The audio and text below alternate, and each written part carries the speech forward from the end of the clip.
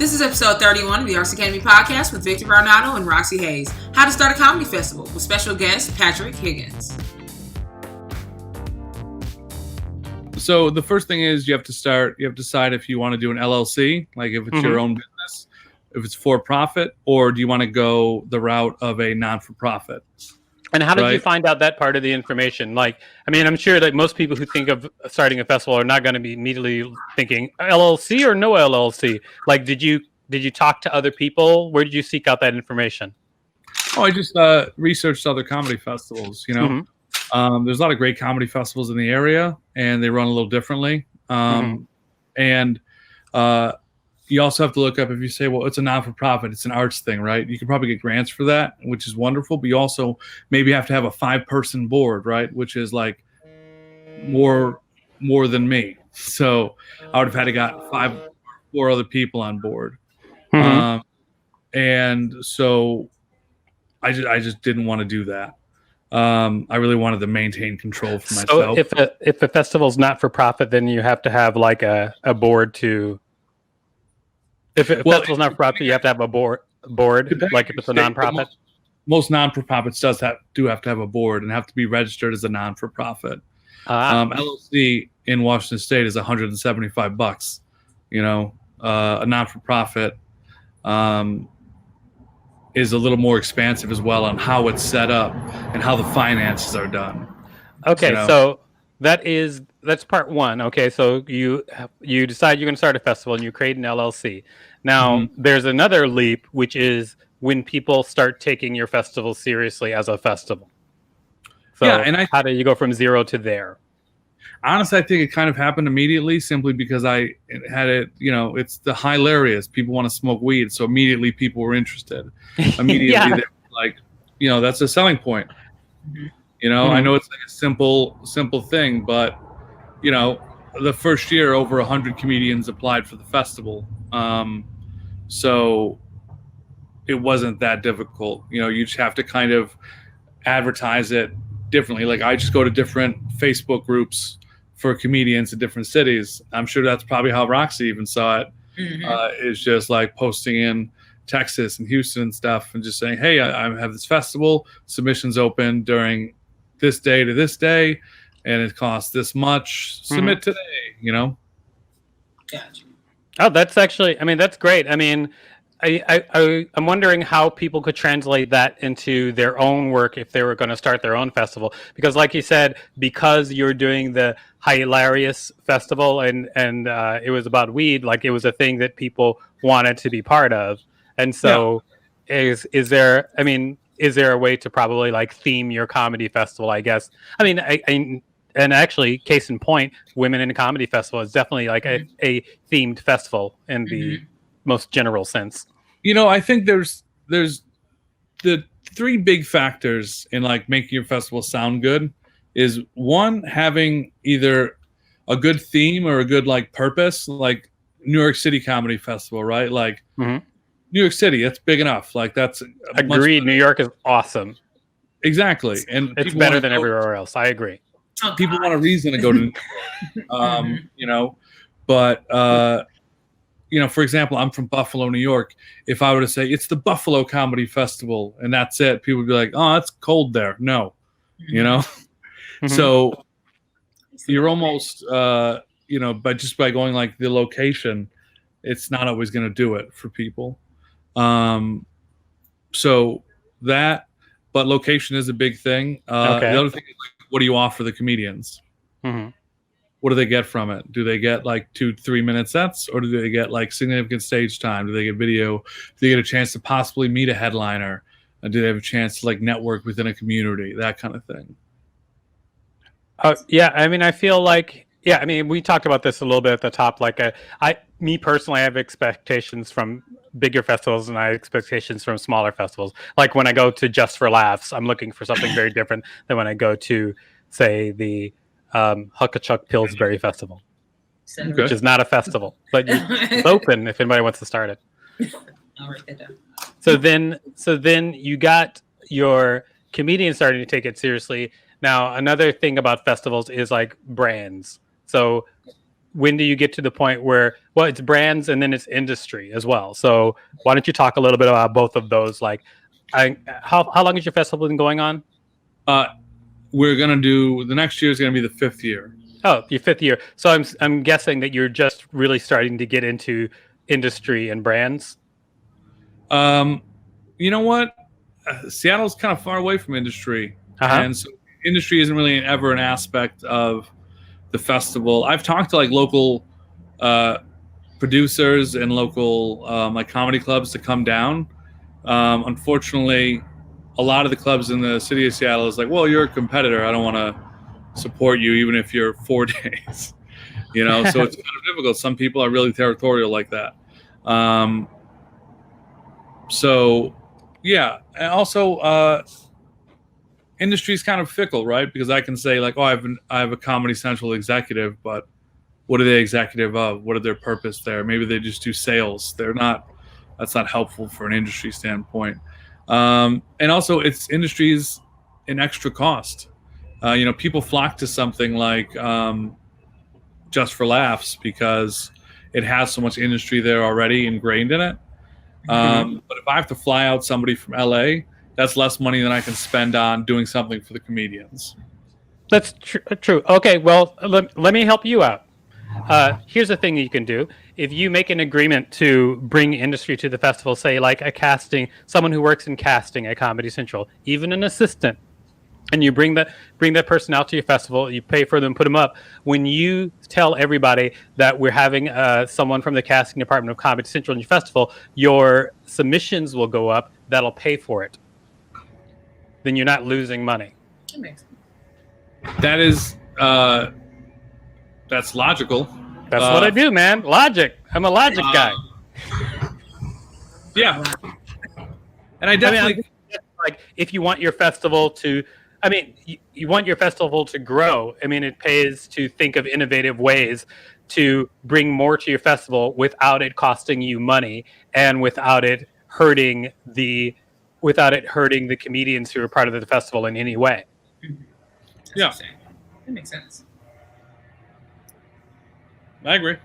My 2 cents. Just for freezies. By the way, it's something I do for free. Look at that. People pay me to advise. People pay me to advise them on stuff. I just gave you one for free, man. Can get in. Exactly. For free. Now, where's my spot up in this festival? What is that? What is my spot in the festival? It's like, I'll see you next April. Okay. Oh, so it's going to come back next April? Yeah. Okay, cool. I'm going. I think you could do it. Also, you and I should talk because I am friends with a brand that you should get involved with, which is High Times. Oh yeah, that would be fun. And I will happily hook you up with them. Hey. Thank you. I'll figure out some sort of. My Irish guild won't let me to just let you do that. I'll figure out something to. No, just let me do it. It's fine. It's totally fine. Just be nice to them and be worth their while. That's all. That's all I ask. And then he gets a spot and see how all of this comes together. And then my whole crew gets spot Crystal every night. Yeah, it's a weed festival. Also, I want a gold car. Well, you know what? Actually, some comedians that come to the festival don't smoke weed. Really? What do you give them? So for them, I'll just like, all right, well, you get, I'll pay for your drinks all night. Oh, cool. Oh, that's very nice of you. So something, and also like try and do like lunch and dinner as well and have that covered. That's actually great. I love it when festivals have like thought about activities during the day because usually festivals that are young don't think about that. Mm-hmm. They're just like, you're on your own when the show's off and people just go crazy in a town they don't know and know how to entertain themselves. And then, okay, so we talked a little bit about brands, we talked a little bit about industry, but then brands. Have you started working with brands at your festival yet? You know what? I try and keep it insulated. I'm not a great salesman for one, so two, Washington laws make it real difficult to advertise weed. So yeah, they actually have a law like you can't even have like one of those sign spinners in front of your weed shop. It's that like serious, and like you can advertise in like magazines and stuff, but when it comes to like shows at bars, like it's very difficult.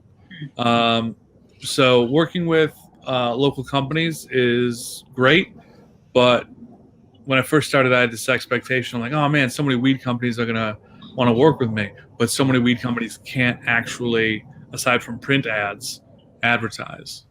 Right, but they can do stuff like they can.